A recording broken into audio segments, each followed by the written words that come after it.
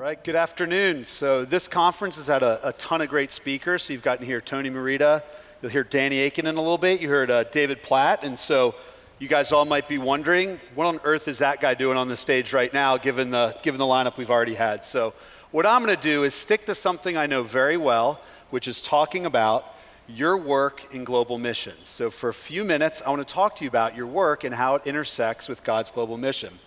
And in my life, God's really blessed me with some unique experience. So I've been able to be in business for about the last 20 years, primarily as an entrepreneur, starting various technology companies. I even started a company in El Salvador at one point. And he's also graciously allowed me for the last 20 years to be a part of a great church in Washington, D.C., where I saw the gospel proclaimed, where I saw disciples made, churches planted, and leaders sent out. And all of that has really come together for a passion to see God's glory among the nations. And so now I'm at the International Mission Board.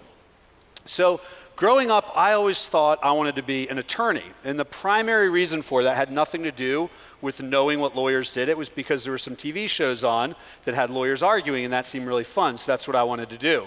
Well, and I kind of had this dream until I was about 21. And the summer of after my junior year in college, I actually worked in a law firm. And I literally fell asleep every single afternoon in that law firm reading things. So just a little tip to those of you who are students thinking about what to do next, try it out even for a couple of weeks and you might find out if you love it or not. So after that summer, I realized my brain really works more in numbers and bullet points than it does in paragraphs and prose. So I went into business. So with that foundation, let me give you a couple of set of numbers to kind of frame missions and what's happening. So the first, let's kind of think about the current state of missions. So let's take kind of Southern Baptists. So let's just look at Southern Baptists. It's claimed that there's about 14 million Southern Baptists. And we know, pastors exaggerate, so let's just say there's 10 million just for the sake of making our math a little bit easier. It's also reported that there's about 10,000 full-time Baptist missionaries globally. It's about 10,000 full-time missionaries, which basically means 1 out of every 1,000 Baptists, Southern Baptists, goes and is a full-time missionary. Effectively, that's 0.1%. In a room about this size, that would mean one of you all is going to go into full-time missions. Obviously, we're at a missions conference, so we'll assume that number's a little bit bigger. So, but basically, right, 0.1%. Now, put in perspective, there's about 3 billion people in the world who are considered unreached or unengaged. So we have 3 billion people who are unreached and 10,000 people trying to reach them full time, which basically means for every 300,000 unreached people, there's one person looking to reach them. Sort of overwhelming, right? When we think about the numbers that way. And it's actually more overwhelming when you consider population growth and the fact that the percentage of missionaries are not keeping up with that population growth. So just to pause and encourage you all, I know you guys got letters to send to missionaries. We praise God for those 10,000 who are laboring in difficult places. We want to encourage them and appreciate them. So I'd encourage you all to do that. So that's one way to look at what's happening in global missions. Let me give you another perspective on it, again using numbers. So it's estimated that the average person, and guess what, we're all average people, will spend 80,000 hours working in their lifetime. So 40 years, 50 weeks a year, 40 hours a week, that equals 80,000. So you guys are at 0 right now, just to set that stage for you guys. You're at 0 of 80,000. So imagine we go back to those 10 million Southern Baptists. And let's assume for a second, some percentage of them aren't working anymore, some haven't started, et cetera. We'll just kind of take the average. They all have 40,000 hours left to work. And if we add that all up, that means collectively we have 400 billion hours to work. Well, suddenly our equation looking at unreached people group gets a little bit different, right? If we think about reaching 3 billion people with 400 billion hours of time, effectively what it means is that if every single one of us were to work, live, and worship among unreached people for 4 weeks in our lifetime, then mathematically, every single unreached people would at least have access to the gospel. So this is a little bit of an overly simplistic way to look at it, and it doesn't at all lead us to conclude that full-time missionaries are no longer important or essential for the work overseas, but it at least makes us want to ask ourselves, how can we position our jobs, how can we position our work to intersect with God's global mission? So if we have 400 billion hours of work to do, how can that somehow intersect with God's global mission? So to answer that question, let me give you all 4 principles. So 4 principles to think about this question. Principle 1, who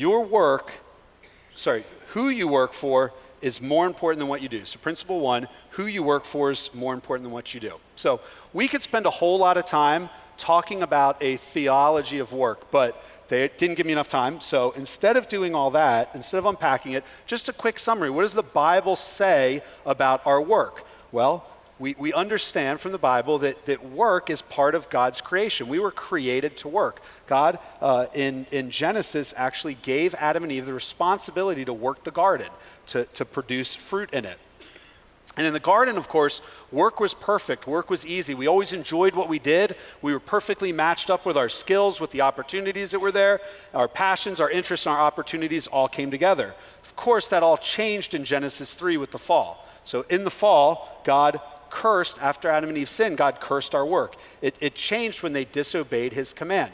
And so really for Christians, that's really important to understand, and it sets an expectation for our work, that in a fallen world, your work is actually never going to be as interesting, fun, enjoyable, perfect as you ever want it to. A very simple thing to think about mowing a lawn, right? You mow a lawn and then it grows back again tomorrow. It's impermanent, it never lasts, it's always difficult.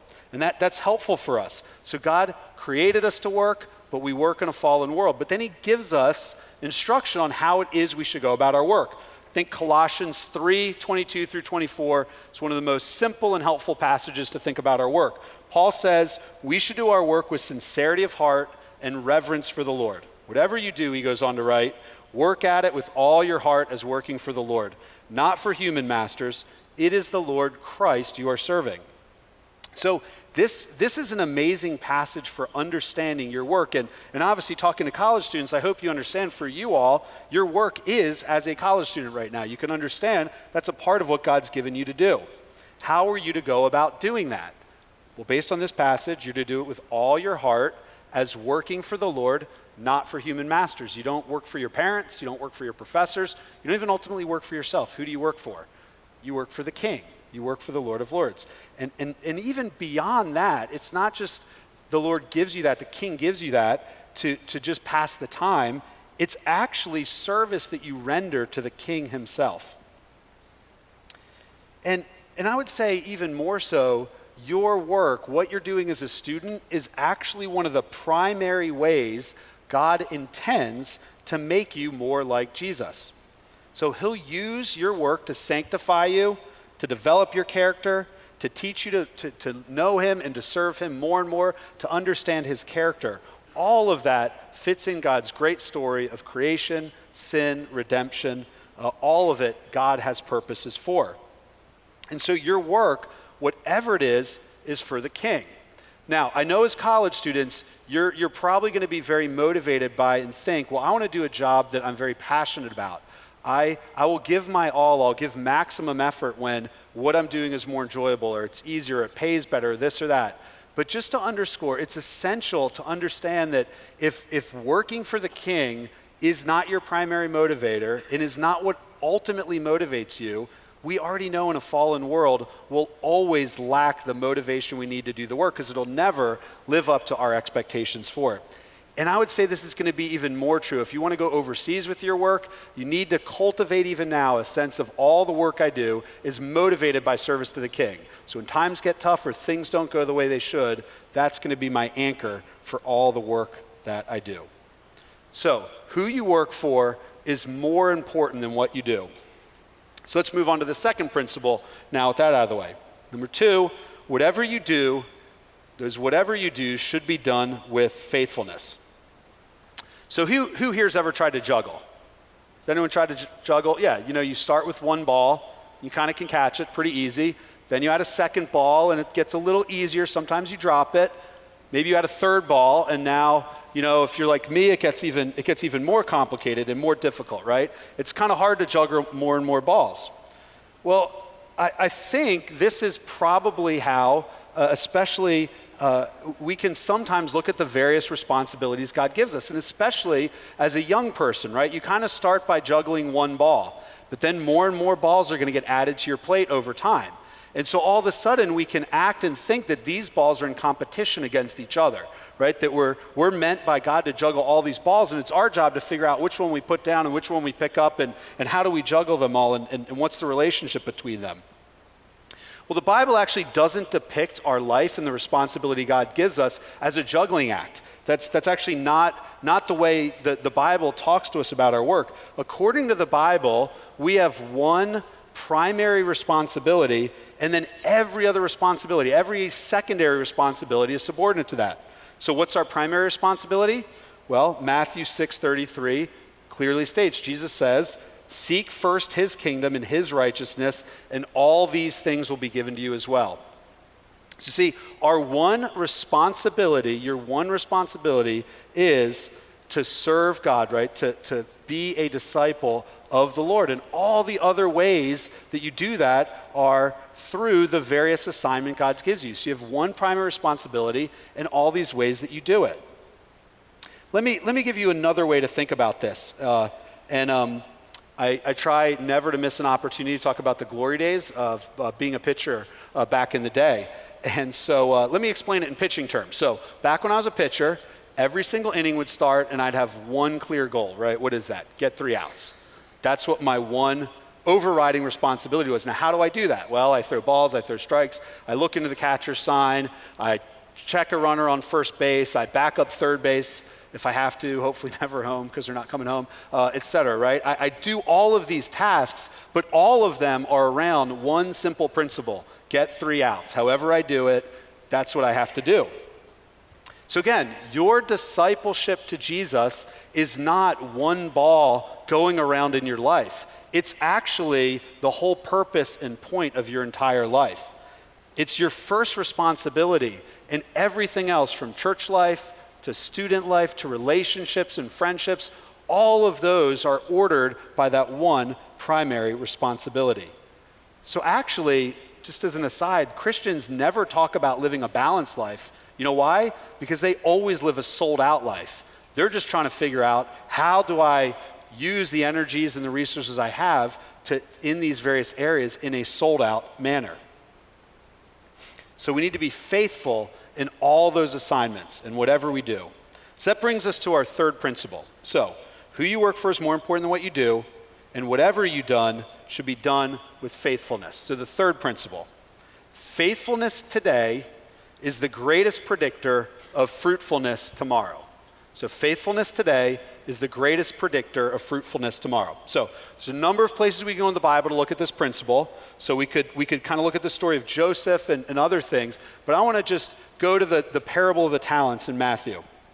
So if you remember this one, it's when Jesus shares a story of 3 servants, and each of them are given talents, which actually means opportunities. It doesn't mean like abilities, it just means opportunities. And they're given different amounts of opportunities or talents, and they're to use them for the steward or for the master while the master's gone. If you remember in the story, the master comes back and the first person says, "I put my 5 talents to work," or 10 talents to work, and the master says, "Well done." The second comes back and says, "I put mine to work," and the master says, "Well done." And the third, what happens? He comes and he says, "I didn't put my talents to work." And what did the master say? "You unfaithful servant." He condemns him. So the Bible clearly shows that patterns of faithfulness will produce fruit. Conversely, unfaithfulness produces nothing but condemnation from the master.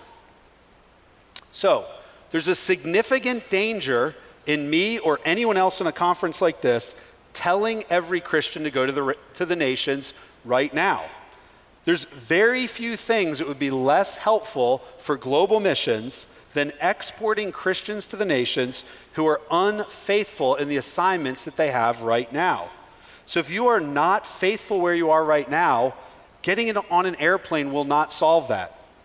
The reality for many of you is that the best thing you can do right now is to stay put and to learn to be faithful in the assignments that God has given you. And I'd say there's kind of two big buckets you could probably work on right away. That of being a disciple maker where God currently has you, and being excellent as a worker wherever God has you. So how do you grow as faithfulness as a disciple maker? How do you plan and prepare for that? Well, we know that every Christian has a responsibility to make disciples. And the way we do that is in all the arenas God's already put us in. Again, it's not like I'm juggling things. I'm a disciple maker everywhere I am, in my church, in my family, in my relationships, in my workplace, in my school. All of these are places we are to be disciple makers. So that actually means that every single one of us, because we're on the globe, are already called to be global disciple makers. Now, one of the main instruments God is going to use in your life as a disciple maker is the local church. So again, that's not going to change if you go overseas, because the goal if you go overseas is to plant churches, to be involved in a local church. And so start being involved in a local church even now.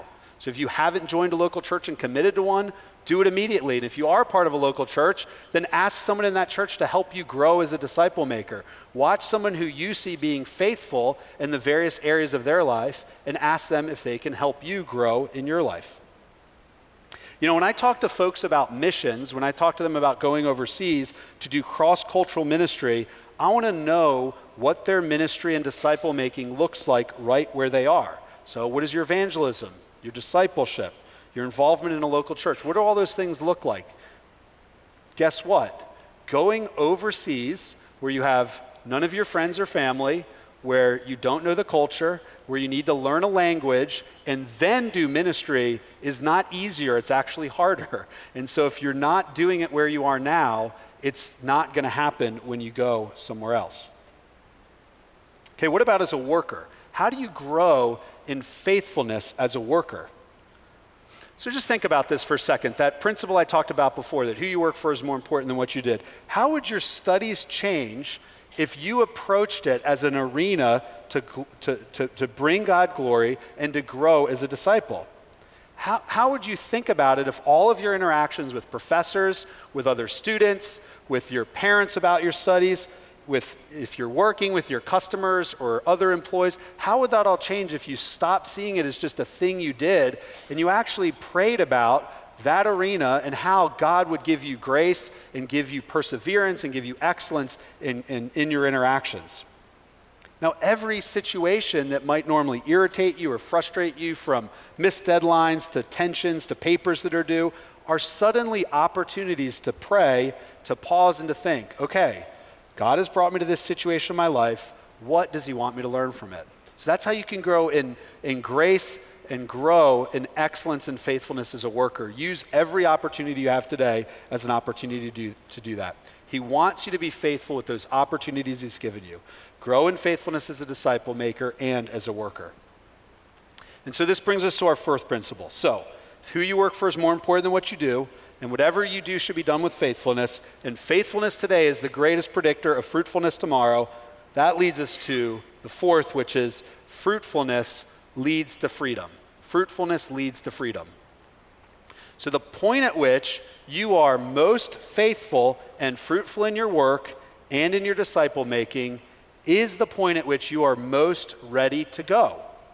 So freely, prayerfully consider going somewhere. So here's the thing. If you're a faithful and fruitful Christian, there are no bad options for you. There's really not a bad option, right? You can go or stay. You can go into full-time Christian work. You can stay in secular work, all of that. You have lots of different options and none of them are bad, right? Churches need to be planted and established churches need help here in the U.S. They need faithful and fruitful members and disciple makers. Also, unreached people and places need faithful and fruitful missionaries and disciplers. There's really no bad option for you. You have freedom to consider all those options once you're there. Now, one initiative I do want to just pause and talk about is if you are at a place where you're saying, you know what, I think by God's grace, I'm being faithful exactly where I am. I think by God's grace, I'm bearing fruit in my workplace, in my school, in in my relationships, I've talked to folks around me, and I think I'd like to go. And I'd like to go not by leaving my job, but leveraging my job. Then I do want to talk to you about one opportunity that we're launching at the IMB. We're calling it the Global Cities Initiative, in which we're challenging some to think about not leaving their work, but staying in their work and joining missionary teams overseas.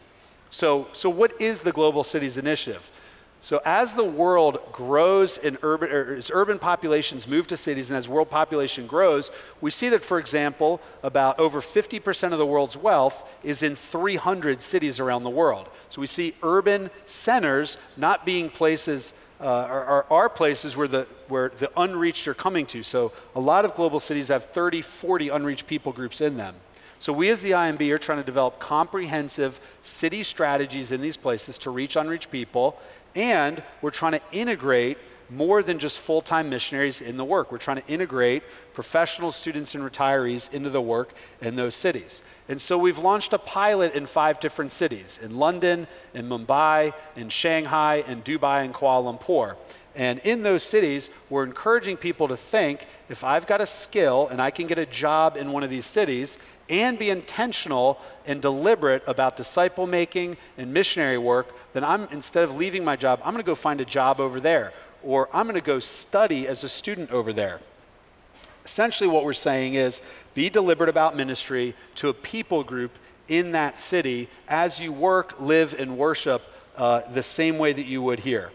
And already we're seeing a whole set of skills happening there. So in some cities, people who are more entrepreneurial, we've got a guy who started a carpet business so he can kind of get out into the community, and he actually sells the carpets back here.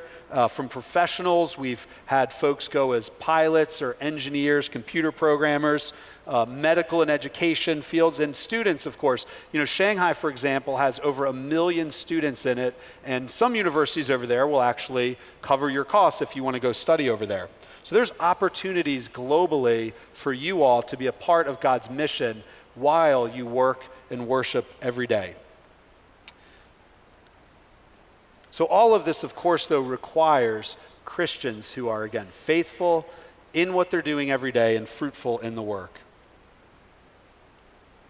So let me just go back to those numbers I started with. So again, this room, as I look at it, represents massive potential for global mission. Just think about what God could do with 1,000 disciples in this room using the 800 million hours of work that you all will have faithfully for his glory among unreached peoples and places, amongst people who've never heard, as you rub shoulders with them every day, and as again you work and worship with them every day. What might result from that? Right? What could God do with disciples who are sent from churches to the nations because of the faithful lives that they're already living right where they are? Well, of course, only God knows the answer to what he can do with the 800 million hours represented in this room of work. But what we can know is that God desires faithful disciples who are making disciples and planting churches among the nations and around this country. So the question for you is, are you being faithful today in the assignments that God has given you? Let me close this in prayer.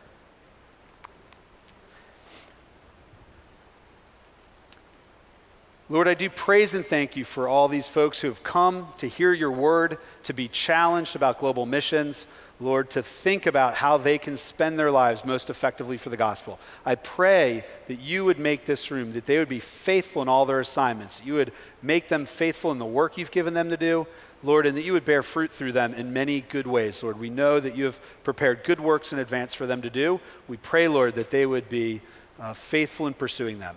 Thank you for them in your son's name. Amen.